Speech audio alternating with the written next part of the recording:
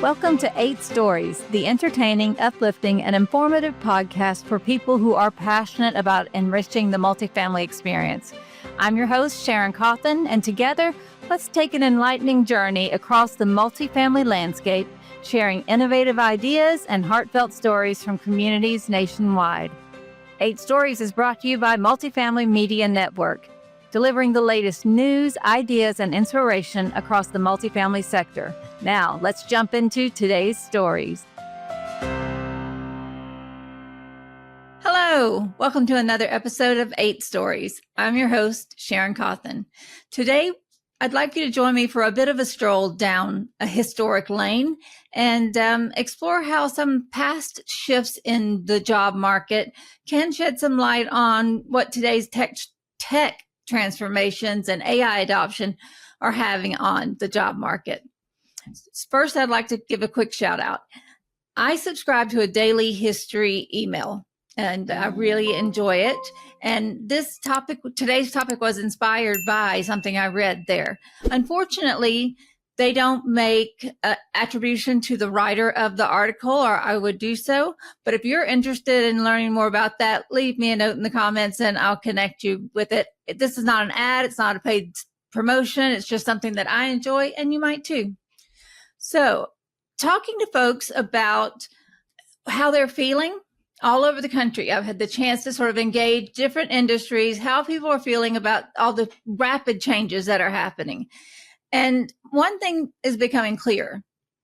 People are expressing a good deal of fear about the safety of their jobs, their salaries, their ability to continue to support their families. And those jitters and downright, job security fears, well, history has a way of repeating itself when it comes to jobs evolving or vanishing. So let's rewind. How do you say rewind to the 1950s, a time of economic boom, suburban sprawl, and industrial growth. Back then, who would have guessed how quickly tech innovations would render certain jobs obsolete? So let's take a look at what jobs from the 1950s have nearly vanished today. We'll start with the telephone switchboard operator.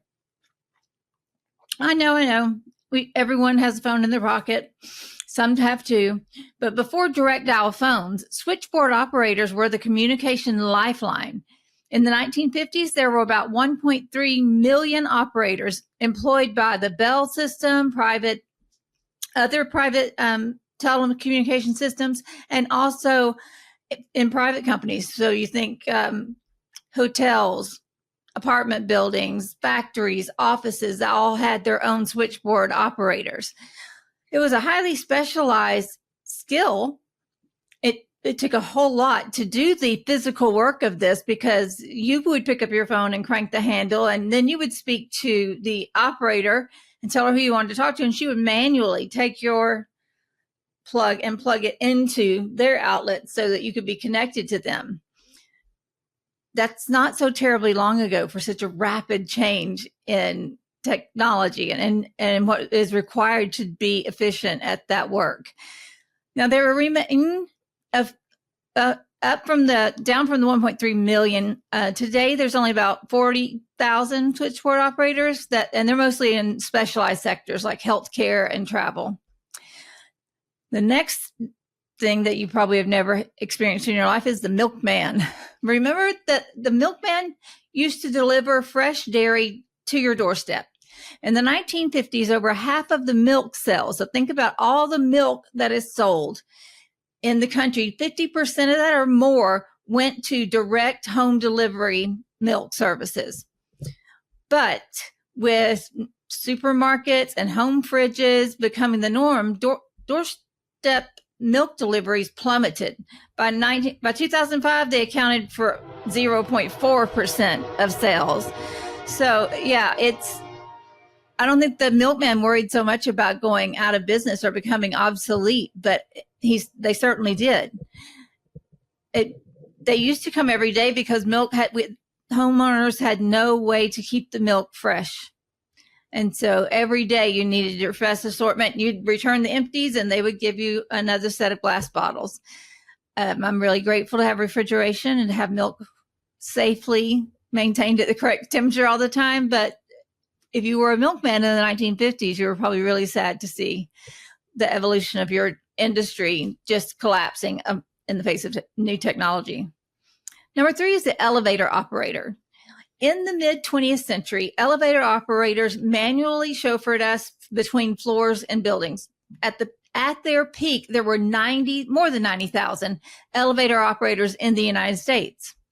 But they made a critical error because there were self-serve elevators, but people didn't want to use them. They were a little afraid of them.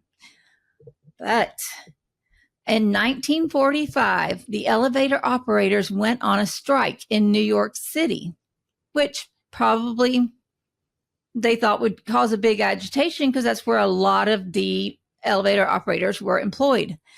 Well, it had the opposite effect because people who were hesitant to use the elevators before on their own quickly learned that they could very easily go into the elevator and push the button to the floor, and they didn't really need the elevator operator at all. So that strike was not a great idea because people realized that self-service elevators work just fine. And that was really the beginning of the end of the elevator operator. Now, once in a while, you'll go to a really posh hotel or an interesting historic building, and they may still have an elevator operator, but they're really mostly nostalgic. It's not really a technical role. The next thing that was once in big demand and now is mostly obsolete is being a typist. Before computers, typists were they were essential, especially in the business world. In 1950, 1.7 million women worked as stenographers or typists. I remember, if you'll forgive me, my own personal memory lane, in the 8th grade, we had those big, chunky black Royals manual typewriters, and that's what I learned to type on.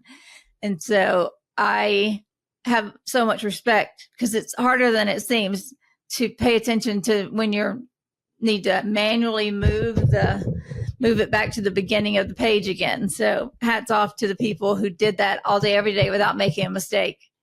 But with the rise, as you know, of personal computers and word processors, and the need for dedicated typists dwindled. And so there's only about 37,000 people, according to the census, that still would consider themselves to be typists. Number 5, motion picture projectionist. Projecting films in theaters was once a really specialized skill. But as digital projection took over, traditional projectionists became less common. But they had a really interesting job. They had these very heavy reels that they needed to mount in order to do the film. They had to make sure the light was correct or else it burned the film. Many of us from my generation have gone to the theaters and seen that the film got stuck, it stopped, and if it stayed for more than a few seconds with that high arc light on it, it just melted part of the film away. So yes, you could see it just disappear from the screen. They had backbreaking work, really, because they lifted these very heavy spools and they had to keep them in great shape. Now, I would hazard a guess when we think about all these jobs that no longer exist that many of the people in those occupations thought they were safe from extinction. Unfortunately, time marches on. Reflecting on these changes, it's evident that adaptability is key. Just as past generations navigated technological shifts, we too can embrace change. Despite political ups and downs and the AI wave, our resilience as a nation and its people is indisputable. It shines through. If you're curious about which jobs might be AI proof, there's plenty of advice online to guide you for your next career move. I would also encourage you, though, if you're in the multifamily community, have candid conversations with your upline.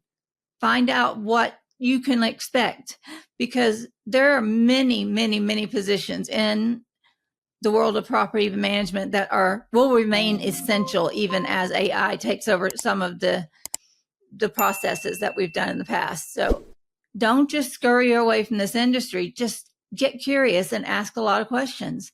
Understand what skills do you need to add to your bucket in order to make you more valuable or more sticky in the future. Remember that history teaches us that while technology evolves, our ability to adapt ensures that we will thrive. Thanks for joining me on this trip down memory lane. Until next time, I encourage you to stay curious and embrace the possibilities for your future. Thank you for tuning in to 8 Stories. If you enjoyed today's episode, please like, subscribe, leave a review, and share it with your network. And don't forget, this podcast is proudly brought to you by the Multifamily Media Network, your trusted source for stories, trends, and insights in multifamily living.